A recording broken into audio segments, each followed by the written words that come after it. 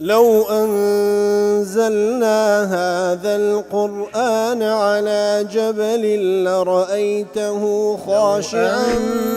أنزلنا هذا القرآن على جبل لرأيته خاشعا أنزلنا هذا القرآن على جبل لرأيته خاشعا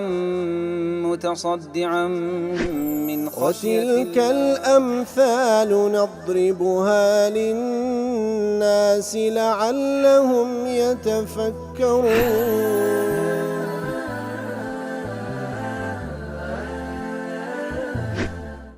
الحمد لله والصلاة والسلام على رسول الله وعلى آله وصحبه ومن والاه. السلام عليكم ورحمة الله. بەڕێزان خۆشحاڵم لەوانەی 1036 لەوانەکانی قورئانی پیرۆز بێمەوە خزمەتتان و بەستی ڕەزامەندی رب العالمین و هیوادارم ئەوەی ئازیز سوودی لێوەربگرن. أعوذ بالله من الشيطان الرجيم كالذين من قبلكم كانوا أشد منكم قوة وأكثر أموالا وأولادا فاستمتعوا بخلاقكم فاستمتعوا بخلاقهم فاستمتعتم بخلاقكم كما استمتع الذين من قبلكم بخلاقهم وخضتم كالذي خاضوا أولئك حبطت أعمالهم في الدنيا والآخرة وأولئك هم الخاسرون. بەڵێ خۆشەویستان وەکلوانی ڕابردووش کەمێک لە خزمەتەواتی پیرۆزەدا بووین. رب العالمین باس لە منافق و کافرەکان دەکا و دەفەرمی كالذين من قبلكم وتخطاب كتوزيه أوانا وكو أنا بيشوين جو كاتي كوان لنجو بهستر بونو مالو من داليان زيادتر بو استر أوان فاستمتعوا بخلاقهم تمتعيان كردو أوي كوا نصيبو بشيوان بو لخوشكان دنيا هموي تمتعيان بي كردو همويان قوزتو همويان بكار هناو بشتيان لآخرات كرد ئەنگۆش بە هەمان شێوە فاستمتعتم بخلاقكم هیچتان بەجێنێش ئەوەی کەوا لە بەش و حەڵی دنیا و دەستان گەیشتی تێ تەمەتوعتان پێ کردێ و بەخۆشی و با بڵێن ڕووتان لە دنیا و پشتان لە ئاخرەتە هەر وەکو کەمە استمتع الذين من قبلكم بخلاقهم وەرەوەکەوانەی پێشینگۆ بە بەشی خۆیان لە بەشی خۆیان ڕابوارد. وخضتم كالذي خاضوا وخضتم أي دخلتم في الباطل ئەنگۆش چوونە ناو باطل كالذي خاضوا أي وخضتم أيها المنافقون والكفار في الكفر والكذب والباطل والشبهات والاستهزاء بالله وآياته ورسوله مثل الخوض الذي خاضه الأمم قبلكم. كواتا هر وكو آني بيشنغو كفريان كر درويان كر شبهاتيان هبو استهزان با الله تعالى وآتكان وبيغمبران ذكر أنقوش بهمان شيوة نفسي شد عيني تسويننا وباطلو همان كارو كردوي أوان دووبارە دەکەنەوە. ئینجا دەفەرمی ئولائیکە حەبیطەت ئەعمالهم في الدنيا والآخرة. واتە ئەوانە ئەی ئولائیکە لەن تەمەتعوا بشەهەوات الدنيا ئەوانەی کەوا تەمەتوعیان کرد و هەموو خۆشیەکانی دنیایان بەکارهێنا وخاضوا في الباطل پشتیان يعني چوونە ناو باطل و ناحەق بطلت أعمالهم في الدنيا والآخرة هەموو کردەوەکانیان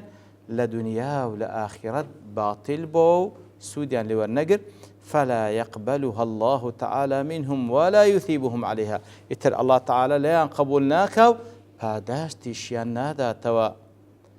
لا اقتضاء الصراط المستقيم دلي قوله تعالى فاستمتعتم وخضتم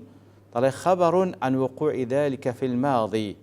كما تخواي قولك بصيغي فعل ماضي بس كده فاستمتعتم كما فاستمتعتم بخلاقكم وخضتم كالذي خاضوا بفعل ماضي باسي كردية وهو ذم لمن يفعله إلى يوم القيامة. بصيغي ماضي باسي كردية دلي أو جوا ذمو قليك لبو هركسي كوابك حتى رجع قيامته كسائر ما أخبر الله به عن الكفار والمنافقين. هل وكو همو أوشتانك أخوائي قولة باس كلا كارو كردوي كافر ومنافق كان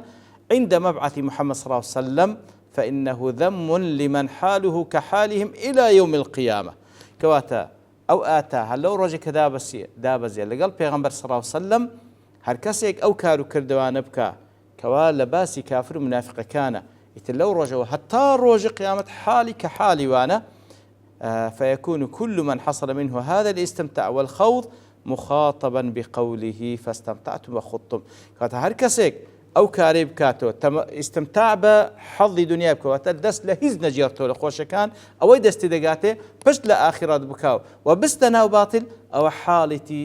وەکو حاڵی منافق و کافرەکان خوای گەورە کار و کردەوە بەتاڵ دەکاتەوە خەسارەتمەندی دەکا وأولئك هم الخاسرون أي وأولئك هم المغبونون أنا خسارەتمەندن بحرمان الخير العاجل والآجل وكوا ببشن لخير تاكو باداشتي دنيا وقيامت وحصول العقاب في الدنيا والآخرة بلكو معرض من عقاب خير للدنيا والآخرة لا اقتضاء صراط المستقيم وإعلام الموقعين ضلال. فساد الدين إما أن يقع بالاعتقاد الباطل والتكلم به وهو الخوض كات فساد دين يعني وتلووا سرتساوى دقري بويكوا كسي اعتقاد برباورة باطلها بيقسشي بيبكا كوش وخضتم لا خوض هاتيا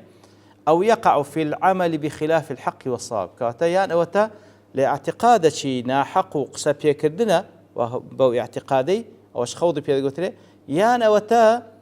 كسي كارو كردوا بكا كارو كردوا كان خلاف حق وصواب بي خلاف حق راست دروستي بي كأويشان الاستمتاع بالخلاق أويشان الاستمتاع بالخلاق واتا لشبهات يعني لشهوات أو دستي بقاتي زيبك كواتيان أوتا همو فساد لدين ليق لو دو سرتساوى دقري يان أوتا اعتقادي باطلة وقسشي بيدكا أو خوض بيدك قتلي يان أوتا كار كردنا بخلاف حق الصواب كأويشان استمتاع بالخلاق لو يدل فالأول البدع والثاني اتباع الهوى يكميان خوضكا كاللبير باوريشي سقط سرتساوي قرتيا كواتا بدعة لوية وسري هلدا أوي دي كشيان كار كردن بخلاف حق أويشان سي اتباع هوى وآرزوا وهذان هما أصل كل شر وفتنة وبلاء راسي أودو اشتشى أصل بنماي همو شر فتنة وخرابيك وبهما كذبت الرسل بودو سرتساويشا كسانك بيغمبرانيا بدروزاني عليه الصلاة والسلام وعصي الرب لو دو سرتساوشا عصيان سربيتي پروردگاري بيكرا ودخلت النار لسر أودو أساسشا كسانك دبرين ناو آقر وحلت العقوبات وحل سلنسي أودو سرتساوية كعقوبي خوادة السريان. فالأول من جهة الشبهات كاتي كميان التي هي الشبهات إلى قيب عقيدة وبيرباوري بوتصلها دوميان التي هي شهوات ولهذا كان السلف يقولون بياواني سلف سدلين احذروا من الناس صنفين حذرتان هاي برانبر خلشي لدو صنف صاحب هوى كسك خاون هوا وآرزوه فتنته هواه وصاحب دنيا أعجبته دنياه صاحب هوى فتنة صاحب هوى وفتنة وصاحب هوى فتنته هواه وصاحب دنيا أعجبته دنياه كواتكسك خاوني بابن زيات اللي قال هوا أرزو كان خوي دروة أو هوا أرزو بفتني بردية وكسك كوا مصاحبي دنيا دك معجبي شب دنيا كي خوي وكانوا يقولون احذروا فتنة العالم الفاجر والعابد الجاهل وهلوا دانغو حذرتان هاي برامبر بفتني عالمك عالمة بلان فاجرة خرافة كان والعابد الجاهل كسيش كعابدة خوا برستا بلان جاهلة دينكي برا بدعة فإن فتنتهما فتنة لكل مفتون فتني أودو كسي براس فتني لبوهم كسي كواب فتنبتي فهذا يشبه المغضوب عليهم كات أويان بوكسان دتك وأخواي غضب ليقرتين الذين يعلمون الحق ويعملون بخلافه أوانيكوا حق دناسا بلان بخلاف أو حق إجدكا وهذا يشبه الضالين الذين يعملون بغير علم أو يدكشان قمرايا كواكار دكا بلان ببيع علم فقوله تعالى فاستمتعتم بخلاقكم كواتكات إخوائي بازلا باسوا عندك فاستمتعتم بخلاقكم واتا تمتعتان كربهم نصيب خو الشهوات خوتان إشارة إلى اتباع الشهوات وهو داء العصاة كواتە فاستمتعتم بخلاقكم أو إشارة الوتي اتباع وبدوا داسوني شهواتكان كوش دردي جناح بارانا وخضتم كالذي خاضوا أوش إشارة لبو الشبهات أوش دردي شيء مبتدع كان أواني كوا أهل أهواء خصومات وكثيرا ما يجتمعان زور زارانيش أو دو صنفة ليك سكودة بتو فقل من تجده فاسد الاعتقاد إلا وفساد اعتقاده يظهر في عمله زور زاران فقل من تجد فاسد الاعتقاد إلا ديبيني أو كسيك اعتقادش فاسده تمشادكي فساد اعتقادك لكار كردو كان شرنگ داتو والمقصود أن الله أخبر أن هذه الأمة من يستمتع بخلاقه كواتما بس ليرده لو أمتش كسانك لها أهواء وشهوات إخوان دست لهيز ناجرنو هلوكو أني بيشو تر دستنا لهيز ناجرايتو ودستنا ناو باطل وكو أوي أوان تسوين ناو باطل ليتل مقابل جدا وأن لهم من الذم والبعيد كما للذين من قبلهم كواتا لا ذم لها رشي خواي قولة لبوان هير وكواني لبيش خوان لبو بيش خوان هبو إنزا خواي قولة فرمي ألم يأتهم نبأ الذين من قبلهم وأنا بيان نجيشت خوالي جرنجي أمة كان بيش خوان وكو قوم نوح وعاد وثمود وقوم إبراهيم أوانيان بيان نجيشت وأصحاب مدين أواني كوا قوم شعيب والمؤتفكات أو قومان أو جيغانك كاولب لقوم لوط أتتهم رسلهم بالبينات أواني كوا بيغمبرانيان ببينه وبلغي زور روشن هاتن يتل نتيجة دا أوان كوا كفريان بيكردن خواي قورا لنا يبردن لو لنا بردنشيان فما كان الله ليظلمهم الله تعالى ظلم لنا كردن ولكن كانوا أنفسهم يظلمون بلام ظلميان لنفسي خويان ذكرت وكو أبو حيان لمناسبة وتلقى البيش خوي دله لما شبه الله تعالى المنافقين بالكفار المتقدمين كاتك الله تعالى منافقان شبهان بكافركان بيش خويان التي في الرغبة في الدنيا كوار رويان لدنيا بو وتكذيب الأنبياء وهرو بيغمبريان بدر الزاني وكان لفظ الذين من قبلكم أواني بيشي خويان كخوي يقول لآت كواي فرمو فيه إبهام تشين أواني بيش خويان نص على طوائف بأعيانها 6 كواتا ليردا باسلا قوم كان كردي بناو هنانيا والله أعلم كوا 6 لواني باس كردي لأنهم كان عندهم شيء من أنبياء لأنهم كان عندهم شيء من أنبائهم لبروي بتابة قريش كان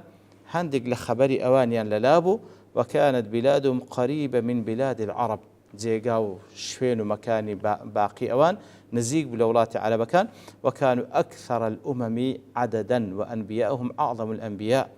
إتر أوانيك وباس كراينا لنا أمة كاني زماني خوان أوانا زوري نبوينا وبيغمبراني شان زور لبو هاتيا